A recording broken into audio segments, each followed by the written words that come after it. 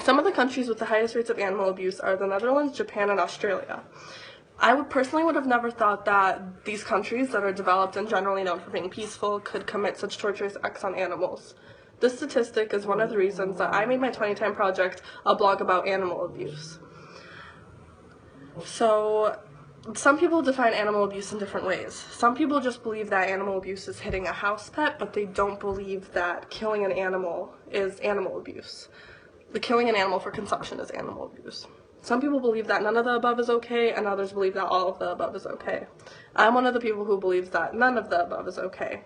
And in this speech I will get into why I made a blog, some of the psychology and the reality behind animal abuse, and some of the problems I ran into with my blog.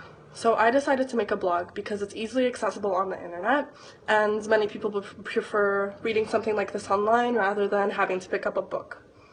So I made it about animal abuse because I was raised in a vegetarian home that's very compassionate towards animals, and it's just always been one of my passions to educate people on animal abuse.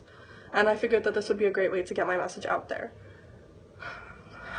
Some of the psychology behind animal abuse is that in some cultures, for example the Japanese culture, animals aren't even seen as conscious beings or living beings because they can't express themselves the way that humans do. So it's just seen as okay to kill them, and they feel no remorse for the animals. And but most of the time the case is that humans are just a very ego-driven species, and we get pleasure from eating meat, so we don't care about the pain that the animals feel because we turned it into an industry to kill animals. The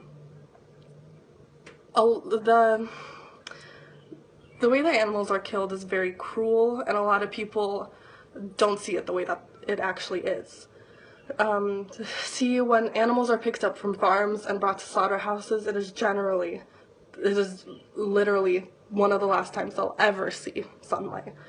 And cows are artificially impregnated, they're torn away from their mothers, animals, they're killed as babies.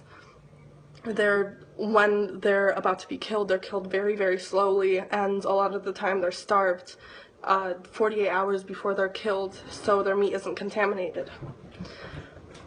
And this was one of the problems I ran into with my blog. When I was reading about this, when I was researching about it so I could write a post, I would get very emotional. I would get very, very emotional. There was one time that I even cried, and I would need to put my phone down, I would need to put my Chromebook away, I would need to stop, and it just put me in a really bad mood a lot. I did enjoy opening my eyes to it though. There were a lot of things that I learned about animal abuse, even though it did hurt, but it's worth knowing. And another issue that I ran into with a blog is that I'm not the best person with the internet. So I ran into some problems with publishing posts, and I wasn't even really sure what blog account to make. I was going between WordPress and Tumblr, and then I figured WordPress is more professional. So in conclusion, my thoughts are that I learned a lot from this. Even though it was sometimes painful for me, I learned a lot from this, and I'm very grateful that this is what I chose. And hopefully I got my message across, and you'll think about this next time you want to eat meat. Thank you.